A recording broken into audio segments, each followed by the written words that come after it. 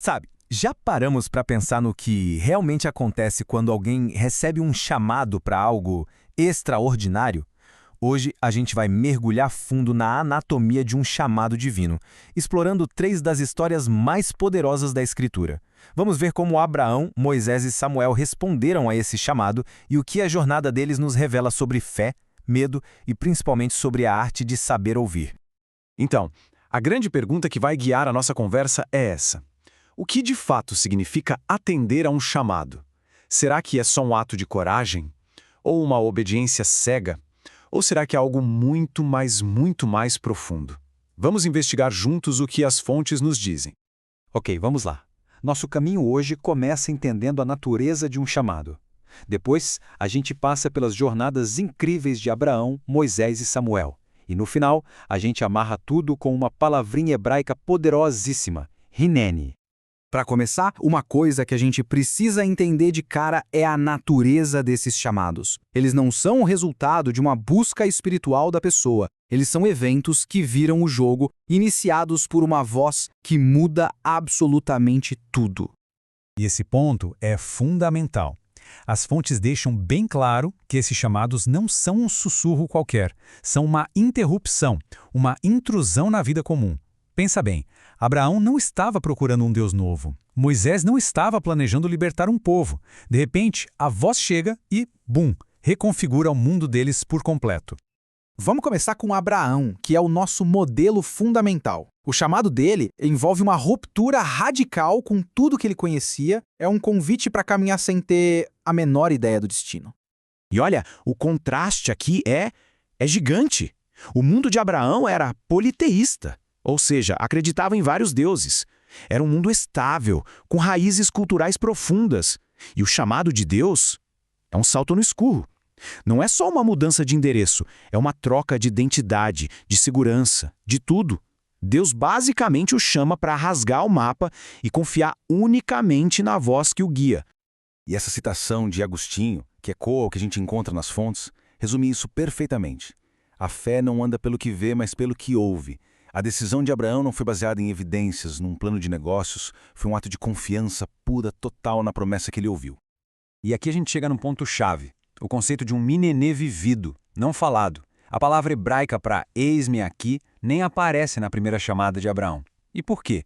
Porque a resposta dele foi a própria ação. Ele simplesmente se levantou e foi. No pensamento bíblico, a obediência não é uma condição para a resposta, ela é a resposta. Agora vamos para Moisés. E aqui a história fica ainda mais complexa. Com ele, a narrativa introduz uma camada muito humana. O medo, a dúvida, a hesitação, tudo isso como parte da resposta ao chamado. Pensa na situação do Moisés, uma confusão total de identidade. Ele era hebreu, mas criado como egípcio. Um ex-príncipe que virou pastor no exílio. E as fontes rabínicas, os comentários dos antigos sábios, destacam que Deus o chama exatamente nesse ponto de crise, quando ele não tem mais certeza nenhuma sobre quem ele é. É nesse vazio que a voz de Deus encontra espaço para ecoar. E diferente do Abraão, Moisés não vai de primeira. Ele argumenta. Ele chega com uma lista de objeções que, vamos combinar, são super compreensíveis, né? Quem sou eu? E se não acreditarem em mim, eu nem sei falar direito. Isso mostra que a resistência e o medo não desqualificam a pessoa. Pelo contrário, fazem parte do processo do chamado. E essa frase de Tomás de Aquino, que aparece nas fontes, ilumina tudo isso.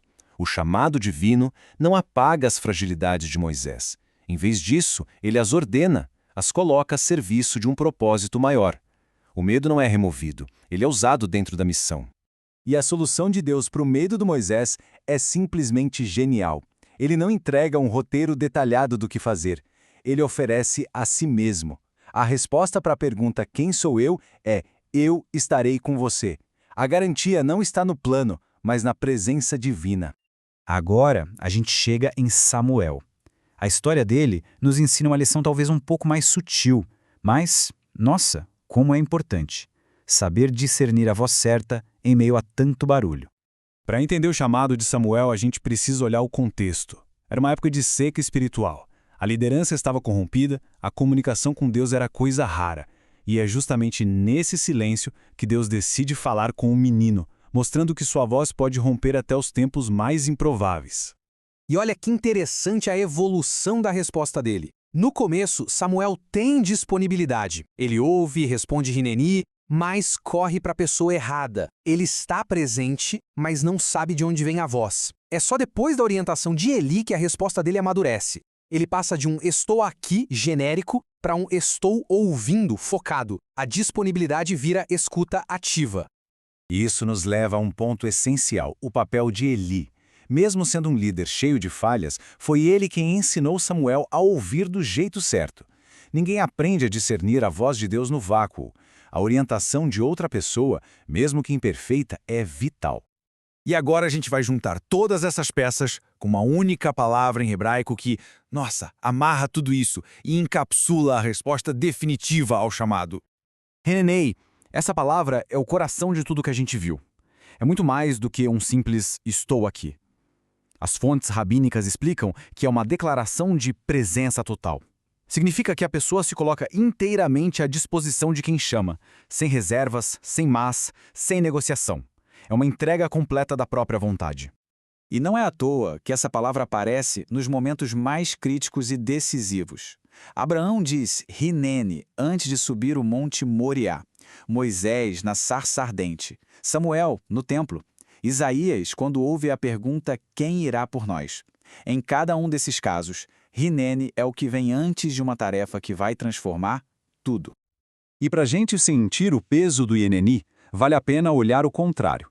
Enquanto Abraão e os outros se apresentam, personagens como Jonas fogem, Saul se esconde.